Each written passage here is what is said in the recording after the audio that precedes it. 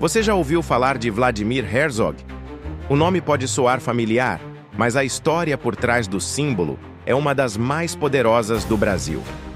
Hoje, vamos mergulhar na vida do homem que, mesmo em silêncio, fez o país inteiro gritar. O ano era 1975. O Brasil vivia sob a ditadura militar. Em meio à censura, um jornalista, imigrante, pai e diretor de jornalismo da TV Cultura, acreditava que a palavra podia libertar. Seu nome era Vladimir Herzog, mas para os amigos e colegas, ele era apenas Vlado.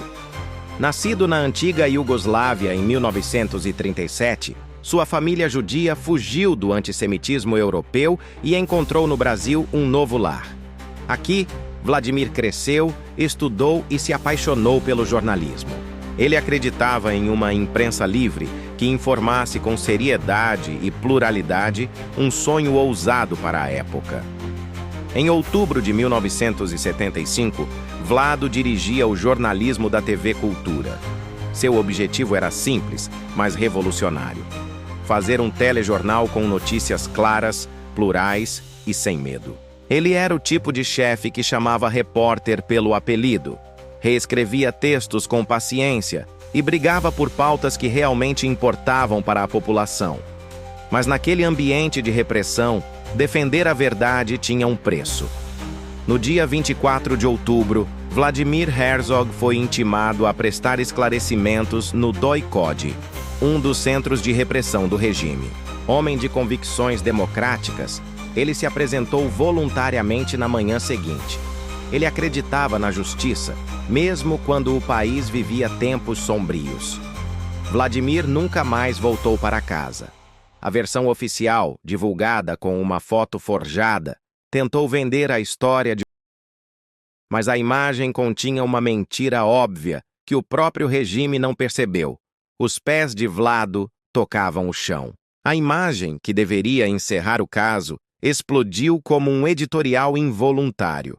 Um homem da televisão, sem dizer uma única palavra, ensinou a todo o Brasil como se lê uma mentira do Estado. A verdade, confirmada anos depois por perícias e testemunhos, é que Vladimir Herzog foi brutalmente torturado e assassinado nas dependências do DOI-CODE. Sua morte não foi apenas mais uma estatística.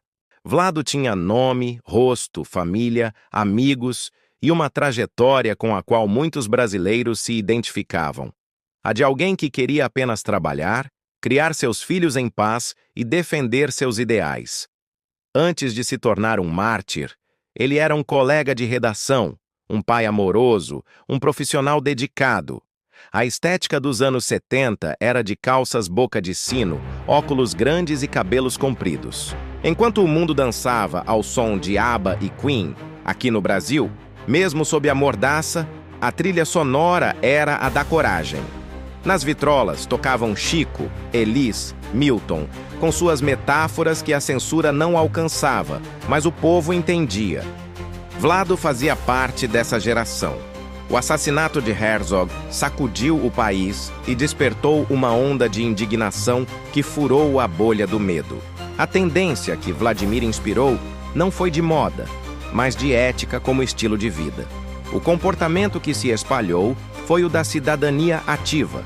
Jornalistas começaram a assinar manifestos, professores passaram a discutir a liberdade em sala de aula, e famílias comuns que antes sussurravam suas críticas perderam o receio de dizer não. A catarse, que muitas vezes no Brasil acontece no futebol, em 1975 foi cívica. O ato ecumênico realizado em sua memória, na Catedral da Sé, em São Paulo, foi um momento histórico. Lado a lado, o cardeal Dom Paulo Evaristo Arnes, o rabino Henry Sobel e o reverendo Jaime Wright uniram suas vozes. E com eles, milhares de pessoas, de todas as crenças e classes sociais, lotaram a praça. Aquele lugar sagrado virou uma arquibancada da democracia. A liturgia se transformou em um grito por justiça, e o nome Vladimir Herzog deixou de ser apenas o de um jornalista para se tornar um símbolo da luta pela liberdade e pelos direitos humanos. O placar que a sociedade civil precisava virar contra a ditadura. A morte de Vlado impulsionou a criação de redes de documentação, arquivos e memoriais para que os crimes do regime não fossem esquecidos. Décadas depois, o Estado brasileiro finalmente reconheceu a verdade. Seu atestado de óbito foi retificado para constar a causa real. Tortura. O prêmio de jornalismo que leva seu nome celebra, até hoje, reportagens comprometidas com a defesa da cidadania e da democracia, exatamente o tipo de jornalismo que ele praticava com rigor e humanidade. A história de Vladimir Herzog dialoga com a história do nosso tempo. A família que foge do autoritarismo, o jovem que se torna brasileiro por escolha e o profissional que aposta nas instituições, na imprensa livre e na justiça. Sua morte, uma tragédia imensa, acelerou o fim do medo e plantou as sementes que floresceram na redemocratização do Brasil.